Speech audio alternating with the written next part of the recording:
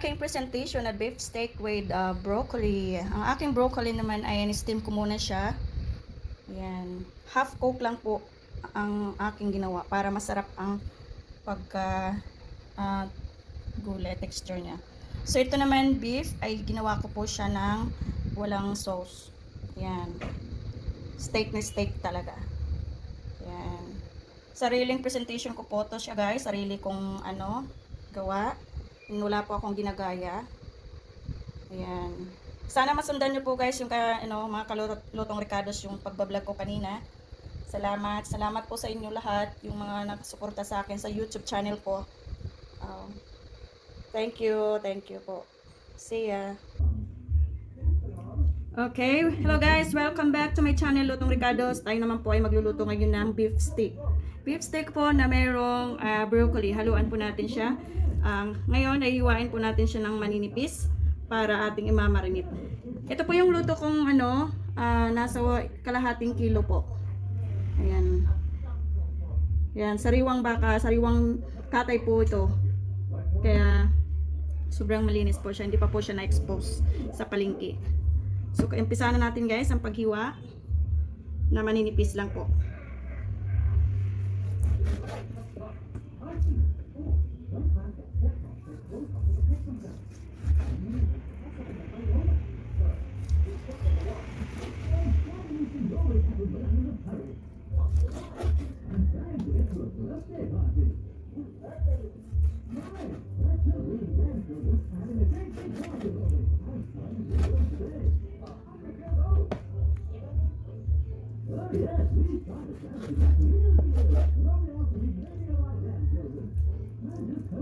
Maganda talaga guys ang karne pag bagong katay siya.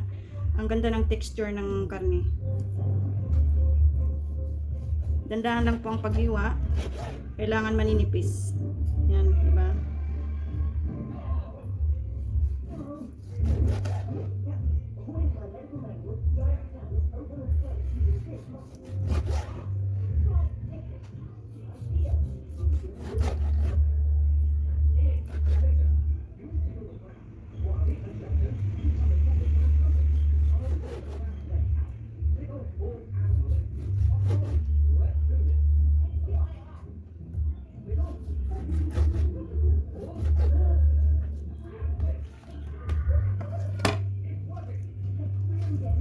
So ito na yun guys. After nito sa paghiwa ko ay mamarinate muna natin siya bago natin siya lutuin. Bago natin siya ipiprito. Then gawing beef steak. Okay, saya. Okay mga kalutong Ricardos, umpisahan na po natin ang paghiwa ng ating pang-marinate dito sa ating meat. Okay, ang una po nating Ricardos na gagamitin ay itong soy sauce, dark soy sauce. Ang gamit ko po ay Dato Puti, Filipino soy sauce. At ang black pepper. At ang Knorr beef cubes. Ito po ang magdadala ng ating beef steak with broccoli. At of course this one, bawang, isang buong bawang, hiwain po natin siya na maliliit. At lemon, yung lemon po natin ay kailangan natin ng pang squeeze nito, pang piga, katulad ng ganito po. Ito po yung pang squeeze natin mamaya sa ating lemon. At dalawang malalaking sibuyas. Mas masarap kasi ang beef steak na madaming sibuyas. Okay. Yan na po guys. Umpisahan na po natin ang paghiwa, pagbabalat para ma-marinate na po natin yung meat beef. Okay, siya. Okay, ngayon naman guys ay tapos na tayo paghiwa sa ating mga Ricardos sa pang-marinate. Ito na po ang ating mamarinitin natin to. So una, lagyan muna natin siya ng soy sauce.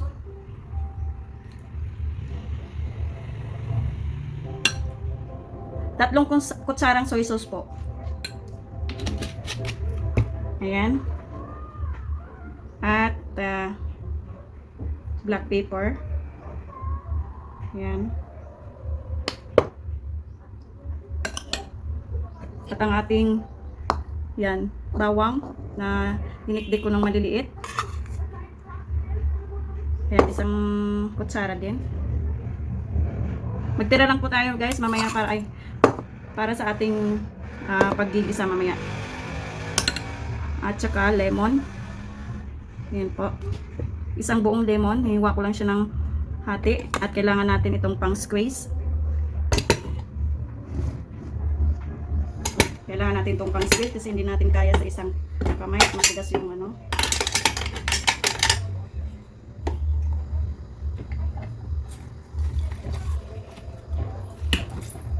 Ito.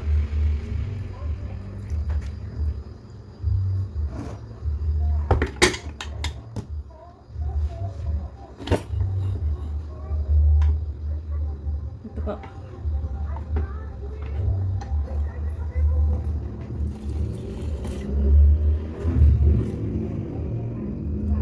Ayan. Excuse me.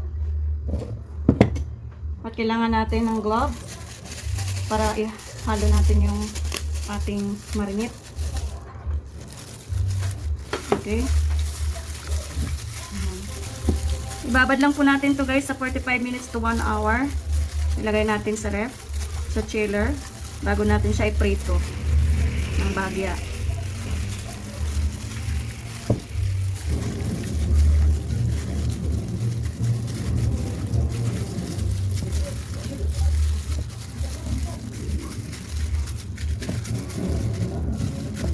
Ayan po. Mamarinate na natin siya.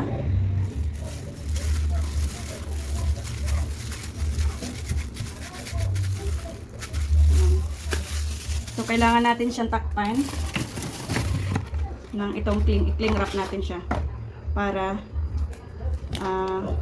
malinis.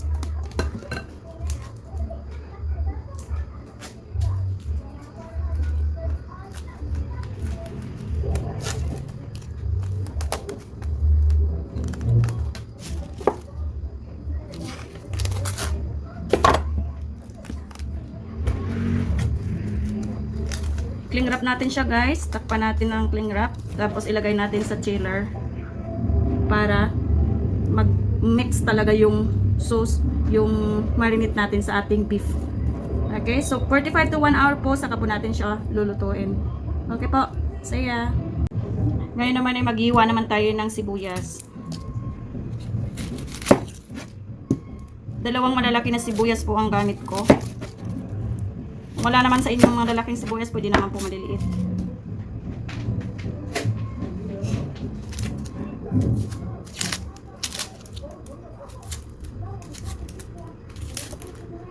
Ang tips ko sa paghihiwa ng sibuyas guys, para hindi kayo maluluha, maglagay kayo ng electric fan. Electric fan or asin sa harap. Kasi napakasakit talaga to sa mata. Sa akin, naglalagay ako ng electric fan para hahanginin niya yung singaw ng ano niya, ng sibuyas.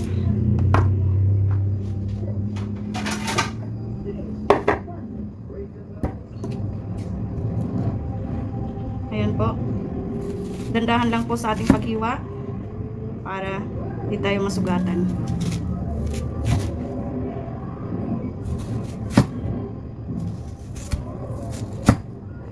Sibuyas na pula po pala ang gamit ko dahil wala akong nahanap na sibuyas na puti. So ito na yun. Ayan. So medyo ano siya, matapang. Pero ang technique lang ito guys, kailangan mo talaga siya igisa sa mantika or sa haluan mo siyang butter. Mamaya papakita ko sa inyo kung paano ko siya gagawin.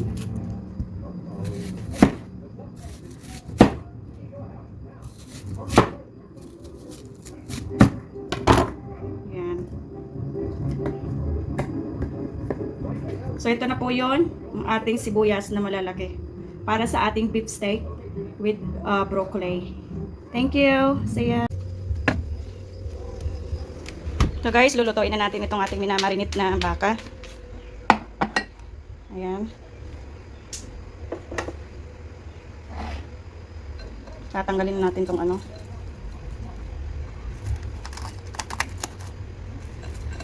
Yung cling wrap.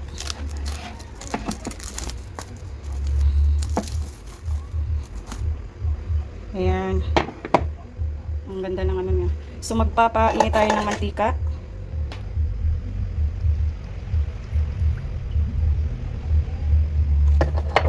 Pag nainit na po itong mantika, saka natin ito iprito itong ating minamarinate na beef.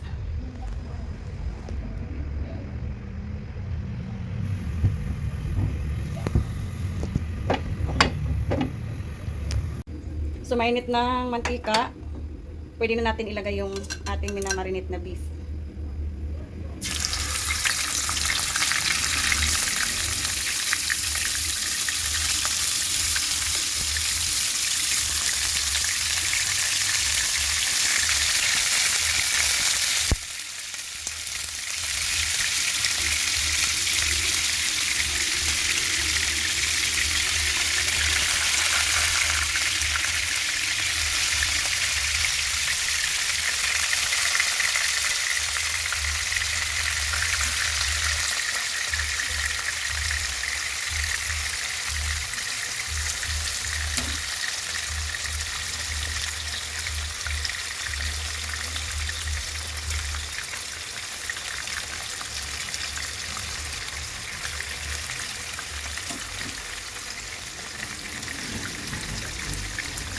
Kailangan manipis talaga guys ang paghiwa nyo ng meat ha, para hindi siya matigas.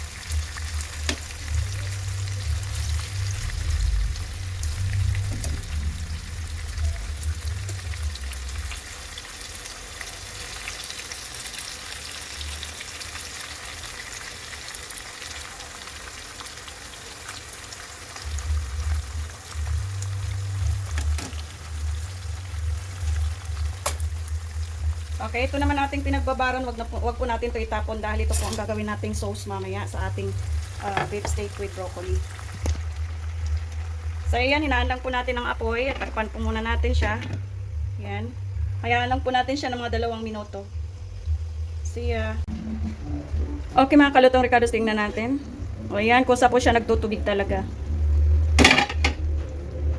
Ayan. Hayaan muna natin siya hanggat sa matuyo yung sauce niya. Mas masarap kasi pag sobrang lambot ang ating beef. Okay?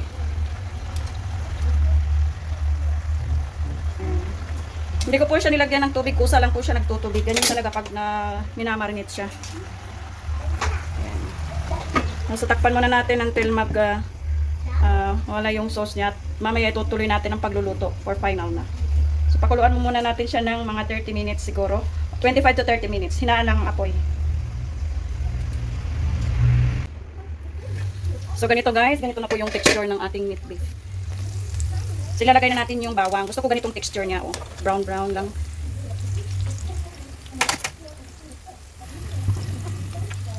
So ilalagay na natin tong tirang hiwa-hiwa pa na bawang kanina na maliliit.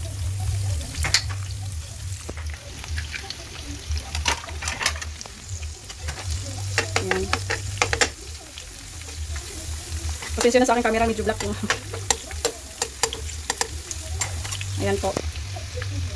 Eh, brown muna natin yung bawang. Saka natin ilagay yung isang ricados.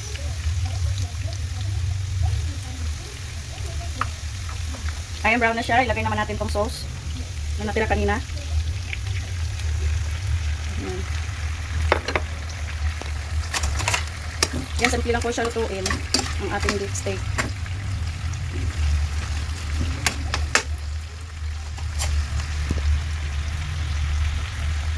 Ngayon saka natin ilagay itong ating sibuyas.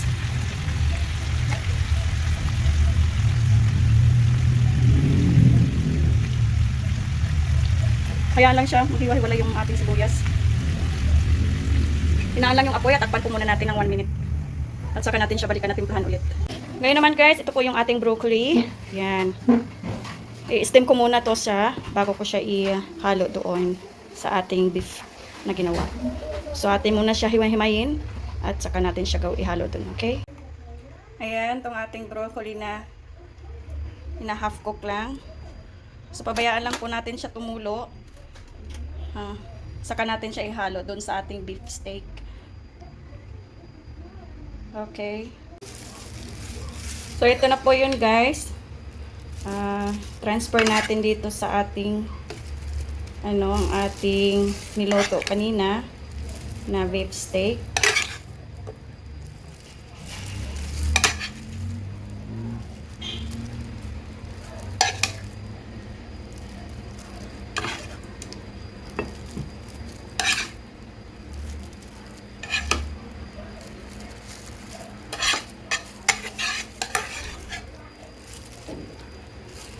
Ayan lang po. Tapos, ilagay natin tong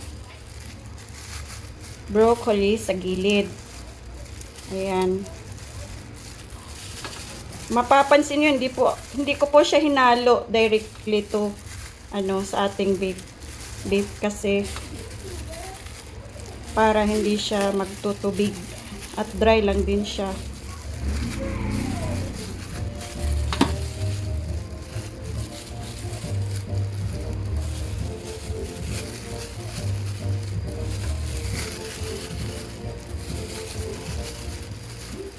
Gawin nyo po ito guys sa mga presentation nyo, sa inyong cooking. Kung gagawa kayo ng luto ng ganito para sa mga occasion.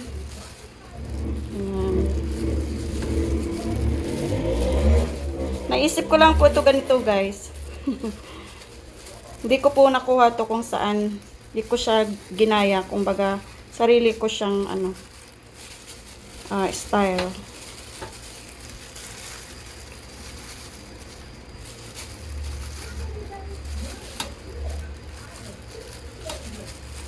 Ayan. Di ba maganda ang ating luto? Mayroong gulay na broccoli. Alam niyo ang broccoli guys, napakadaming benefits niya. So ito na po siya. Ayan. Sarap. Ayan. Ito po ang aming lunch pala. Lunch today. Ang aming beef steak recipe with broccoli. Okay, saya. Thank you for watching nga pala guys sa aking lutong Ricardo. Sana hindi kayo magsasawa sa channel kong suportahan ako at maraming salamat po sa mga lodi ko dyan na palaging sumusubaybay at sumusuporta sa aking channel. Salamat po sa inyo. Ganon din po ako sa inyong mga video at channel nyo at lagi po akong nakaabang sa sa mga videos bago nyong post at ako'y gumaganti din kung ano pong ginawa nyo sa akin na kabutihan ay ganun din po ang balik ko sa inyo. Maraming salamat po guys. Salamat po talaga. Bye!